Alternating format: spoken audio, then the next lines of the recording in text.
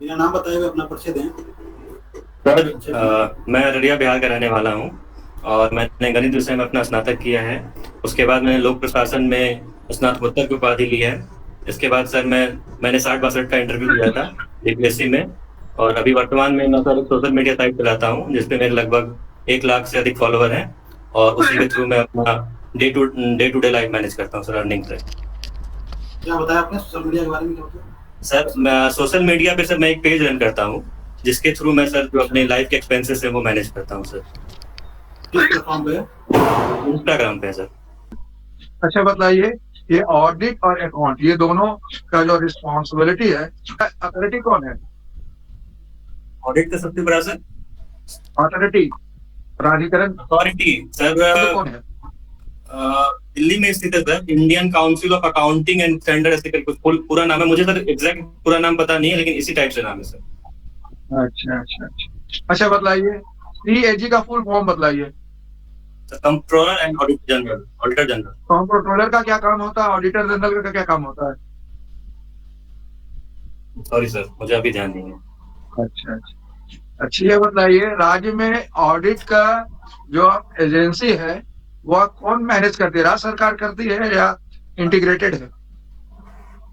जहाँ तक मुझे पता है सर इंटीग्रेटेड है। इंटीग्रेटेड है।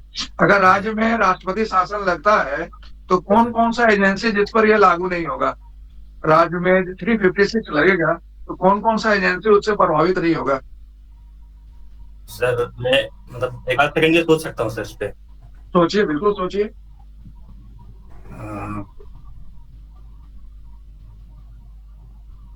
सॉरी मतलब मैं रिकॉल नहीं कर पा रहा हूँ सर। कोई दिक्कत नहीं, कोई दिक्कत नहीं। अच्छा ये बताइए आप, यूनिफॉर्म सिविल कोड का भारतीय संविधान में किस आर्टिकल में प्रोविजन है? सर अनुच्छेद 44। 44 में। किस राज्य में ऑलरेडी अभी है एग्जिस्टेंस में? गोवा में सर। गोवा में। इसके पक्ष में 2 तर्क दीजिए और इसके विपक्ष में 2 तर्क दीजिए। सर इसके पक्ष में दो तर्क में अगर हम लोग देंगे तो पहला तर्क होगा कि इससे सर विधि का शासन जो है वो लागू करने की बात की जाती है। और दूसरा जो तर्क दिया जाता है वो ये दिया जाता है सर कि इससे कानून और व्यवस्था जो है वो आसान तरीके से जो है वो लागू हो पाएगा। और इसके विपक्ष में अगर हम तर्क देंगे तो इसके लिए फिर जो भारत की सामाजिक संस्कृति है उस पर प्रहार बताया जाता है। और दूसरा सर इसको दीर्घकाल में लागू करने के लिए बात की जाती है कि तुरंत इस पे लागू करना जो है वो इसके नुकसान, भारतीय संस्कृति को नुकसान पहुंचा सकता है। अच्छा अच्छा अच्छा। अच्छा बताइए, अभी वर्तमान में प्रधानमंत्री का कहाँ कहाँ दौरा है? जैसे कि फ्रांस जाएंगे और एक अफ्रीकन कंट्री साइड जाएंगे सर। फ्रांस और एक और भी कंट्री है। अच्छा, अफ्रीका, अभी फ्रांस में जो प्रकरण था चर्चा में था, फ्रांस किस कारण से फ्रांस चर्चा में था? सर वहाँ के एक युवक को सर ट्रैफिक रूल नहीं फॉलो करने के कारण गोली मार दी गई थी। और ये घटना सर क्रमिक रूप से कई युवकों को लेकर हो गया, जिस कारण से उग्र हिंसा वहाँ पे हो गई थी सर। आज के तारीख में सोशल मीडिया को बहुत सारे कारणों का एकमात्र रिस्पॉन्सिबल माना जाता है। कहाँ तक आप इस बात से सहमत हैं? सर कुछ हद तक ये सच है सर, लेकिन ये पूरी तरह से सच नहीं है। अच्छा, आप अपने जॉब रिस्पॉन्सिबिलिटी के बारे में बताएं कि ऑडिटर का जो काम आप करने जा रहे हो उसका क्या काम होगा? पहला काम होगा सर कि जो भी पंचायत के स्तर पे वित्त आएगा और वित्त खर्च होगा, इसका जो लेखा जोखा होगा उसके प्रति जो है जांच करना कि सही तरीके से खर्च किया गया है या नहीं किया गया है। और अगर इस पे रिपोर्ट तैयार करना और अपने जो सीनियर अधिकारी हैं उसको ये सबमिट करना। इसके अतिरिक्त सर जो पंचायत स्तर पे जितने भी प्रकार के वेलफेयर स्कीम्स और पूंजीगत खर्च होंगे उसमें सर अपनी संलग्नता को जो है सहभागिता सुनिश्चित करना और इसके प्रति लोगों के प्रति एक जिम्मेदारी का भाव लेते हुए इन सभी चीजों को निष्पादित करना सर। अच्छा अच्छा भाई, लीगल ऑडिट और परफॉर्मेंस ऑडिट में क्या फर्क है? सॉरी सर, अभी मैं रिकॉल नहीं कर पा रहा हूँ। Very nice. अच्छा ये बताया आप कि वर्तमान में पंचायत में जो बहुत सारे अथॉरिटी का टीम बना हुआ है, समझ रहे हैं? तो जो ऑडिट का व्यवस्था है ये प्राइमरली ओवरलैपिंग कर रहा है या बिल्कुल स्पेसिफाई है? इस बारे में तो जानकारी नहीं है तो। ठीक। अच्छा, आप बताइए बिहार का पंचायती राज का थोड़ा गाथा बतलाइए कि बिहार में पंचायती राज की व्यवस्था का क्या इतिहास रहा है। इतिहास, ऐतिहासिक रूप में सर। जी, इतिहास मैंने बोला कि सर इतिहास। सर, जब आजादी के बाद पहली बार सर, जब पंचायती राज को लागू किया गया था, तो बिहार में पंचायत हम्म, गठन हुआ था, लेकिन उसका क्रमिक रूप में सर सही तरीके से काम नहीं हो पा रहा था। लेकिन जब 1993 में संवैधानिक रूप से पंचायतों के स्थापना की बात की गई, तब यहाँ पे सही तरीके से पंचायत सिस्टम को लागू किया गया। और वर्तमान में सर अभी 3 स्तर पे जो है पंचायती राज काम करता है। सबसे नीचे ग्राम पंचायत, उसके ऊपर पंचायत समिति, उसके ऊपर जिला परिषद। जी सर। सहकारी समिति को कौन सा संविधान संशोधन के तहत संवैधानिक दर्जा मिला है? सर एग्जैक्ट ध्यान नहीं है सर, लेकिन अगर मैं गेस कर सकूं तो सर, बोलिए। तो एक तो 5वां या 6वां है सर, ऐसा ही कुछ, मुझे एग्जैक्ट ज्ञात नहीं है सर। ठीक है सर। रोशन, आपका वैकल्पिक विषय क्या है? सर मैम अर्थशास्त्र है, इकोनॉमिक। तो ग्रेजुएशन आपने मैथ से किया है, फिर आपने मैथ भी तो ऑप्शन में था, आपने इकोनॉमी क्यों चुना?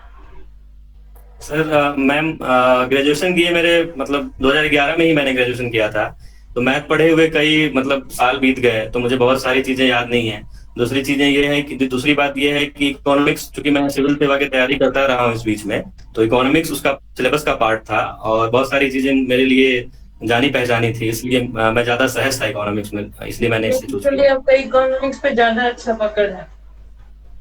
अर्थशास्त्र और अर्थव्यवस्था क्या होते हैं? अर्थशास्त्र को अगर हम टर्म को अगर लें, तो ये डिसिप्लिन के कॉन्टेक्स्ट में ज्यादा दिखता है। वहीं अर्थव्यवस्था जो है वो किसी भी राष्ट्र या किसी भी भौगोलिक क्षेत्र के परिप्रेक्ष्य की सारी आर्थिक गतिविधियां जो है उसके कॉन्टेक्स्ट में ध्यान दिया है। अच्छा, अर्थव्यवस्था, अगर हम अकेले अर्थव्यवस्था कहते हैं तो ये एक अधूरा शब्द है। आप कहाँ तक सहमत है इस चीज से? मैम मैं थोड़ा विस्तार में इसको बता सकता हूँ।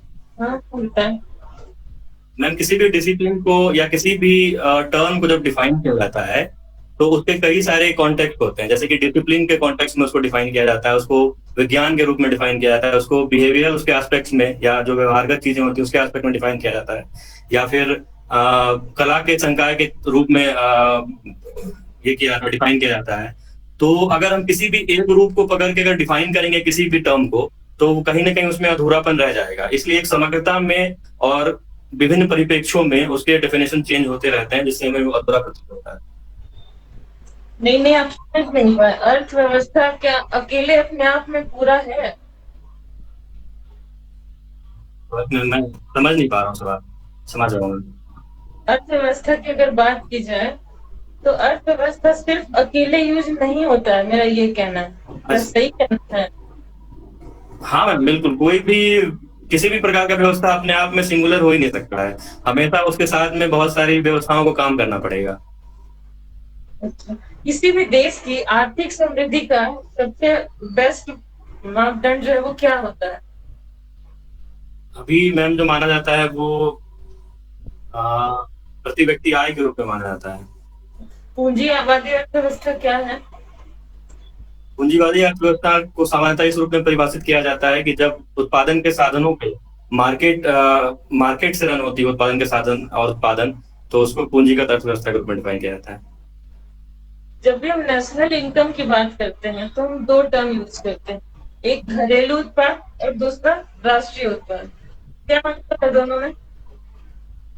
मैम दोनों में ज्योग्राफिकल कंट्रीब्यूशन का अंतर है। एक होता है कि हमारे राष्ट्र के मतलब राष्ट्रीय लोगों के द्वारा, मतलब हमारी जनता के द्वारा, और बाहरी क्षेत्रों के द्वारा, बाहरी लोगों के द्वारा जो आय दिया जाता है वो सकल उत्पाद के रूप में लिया जाता है। वहीं अगर हम अलग अलग बताइए, घरेलू उत्पाद क्या है और राष्ट्रीय उत्पाद क्या है? किसी विशेष समय में किसी अर्थव्यवस्था के अंतर्गत उत्पादित अंतिम वस्तु एवं सेवाओं का योग जो होता है वो घरेलू उत्पाद कहलाता है। अगर इसमें हम विदेशों से प्राप्त आय अगर घटा देंगे तो यह राष्ट्रीय उत्पाद कहलाएगा। फिर सकल घरेलू उत्पाद क्या होता है? मैं अभी मतलब वृद्धि और विकास में क्या अंतर? वृद्धि एक भौतिक परिकल्पना के रूप में अधिक मानी जाती है। इसमें भौतिक विकास के जो अभिलक्षण होते हैं उस पर ध्यान दिया जाता है। इसके अतिरिक्त अगर विकास की संकल्पना लें तो वो एक व्यापक संकल्पना है जिसमें समावेशिता की अवधारणा को हम लोग पोषित करते हैं कि विकास जो है वो नीचे लेवल तक जाना चाहिए। अच्छा, वैश्विक भूखमरी सूचकांक में भारत का अभी रैंकिंग पता है आपको? मैम जहां तक मुझे याद है, हो सकता है ये गलत भी हो सकता है मैम, 107 है। टैक्स क्या है? Sorry ma'am? टैक्स कर। कर, अच्छा टैक्स। राज्य के द्वारा मतलब किसी भी भौगोलिक क्षेत्र में रहने, आप अगर निवास कर रहे हैं तो आपको अपने आर्थिक उपागमों को करने के पश्चात जो आप आय अर्जित करते हैं तो उस पर राज्य के द्वारा एक कर मतलब एक प्रकार का शुल्क लगाया जाता है जिसको कर कहते हैं। सीमा शुल्क जो है वो अप्रत्यक्ष कर है या प्रत्यक्ष कर है? सीमा शुल्क मैम अप्रत्यक्ष होना चाहिए मुझे, लेकिन मैं देखूंगा मैम, मैं अभी कंफर्म नहीं हूँ। हाँ, अभी सर बात कर रहे थे यूनिफॉर्म सिविल कोड के बारे में। Yes ma'am. तो फिर कहीं ना कहीं ये लागू होने के बाद एक मैसेज प्रो हिंदू वाले थॉट्स को बढ़ावा देना, ऐसा नहीं लगता आपको? एक वैश्विक मैम क्या? Sorry ma'am. Uniform civil code लागू होने के बाद हिंदुइज्म को बढ़ावा मिलेगा, क्या आपको ऐसा नहीं लगता? नहीं नहीं, बिल्कुल नहीं, मुझे नहीं लगता है मैम ऐसा, क्योंकि जिस प्रकार की भी इसके अंतर्गत संकल्पनाएं प्रस्तुत की जाएंगी वो सभी धार्मिक प्रतिनिधियों के मत और उनके कॉन्सेंसस पे ही आधारित होगा मैम।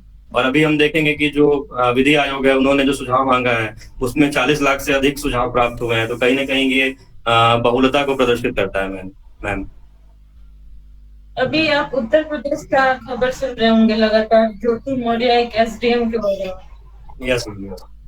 तो आपको क्या लगता है कि कहीं ना कहीं जो मतलब मेरा मन नहीं है किसी के साथ रहने का, तो ये जबरदस्ती दबाव नहीं बनाया जा रहा है एक महिला के ऊपर?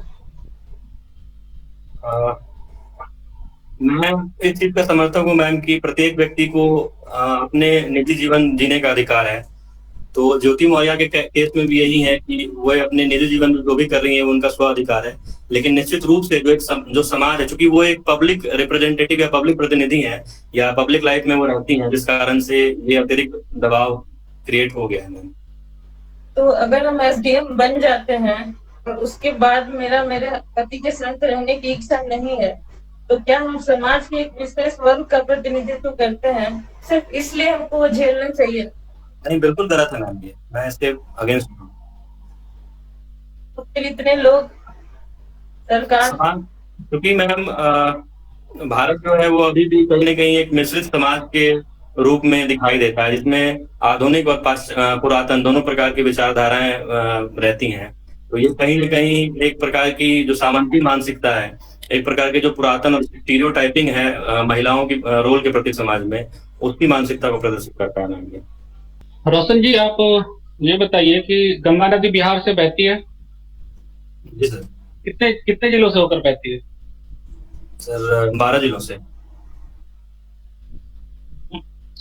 अच्छा, बिहार का क्षेत्रफल के हिसाब से सबसे बड़ा जिला कौन सा है? पश्चिमी चंपारण। 2021 के फॉरेस्ट सर्वे के बिहार का सबसे वन आच्छादित जिला कौन सा है? सबसे वन आच्छादित जिला। सर 1 सेकंड सोच के बताऊं? हाँ बिल्कुल। सर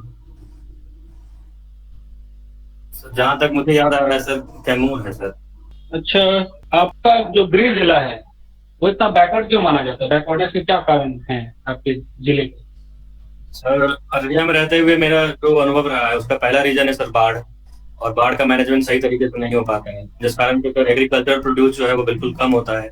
और उसके बाद लोग क्योंकि प्रोडक्शन नहीं है एग्रीकल्चरल किसी भी तरीके का, तो लोग पलायन कर जाते हैं वहां पे सर, और इंडस्ट्रियलाइजेशन भी 0 लेवल पे है, यही सब कारण है।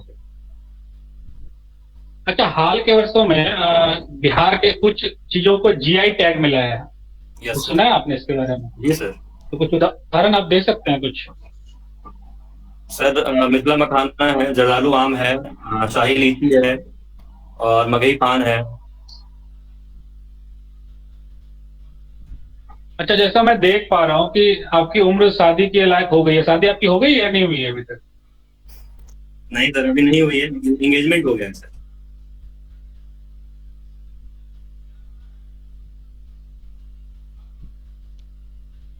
मैं सुन नहीं पाया, शादी हो गई आपके? सर अभी एंगेजमेंट हुआ था पिछले महीने। अच्छा अच्छा, तो दहेज वगैरह ले रहे हैं आप? जी नहीं सर। तो दहेज के बारे में क्या ख्याल है आपका? सर मैं दहेज के बिल्कुल विपक्ष में हूँ सर, कहीं से भी मैंने एक पैसे भी किसी प्रकार का दहेज नहीं लिया है।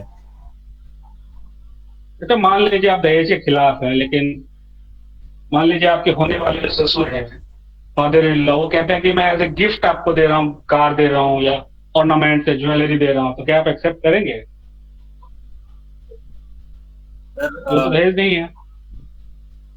जहाँ तक मुझे याद आ रहा है सर, एक उपहार अधिनियम भारत में कानून है सर, उसके तहत अगर मैं किसी प्रकार के सरकारी गवर्नमेंट जॉब में हूँ तो मैं देखूंगा कि सर कहाँ तक लेना वो सही है या गलत है, और जो भी होगा मेरा किसी प्रकार का लोभ या लालच उसके प्रति नहीं है सर, और मैं इसके पक्ष में भी नहीं हूँ अगर सही कहा जाए तो।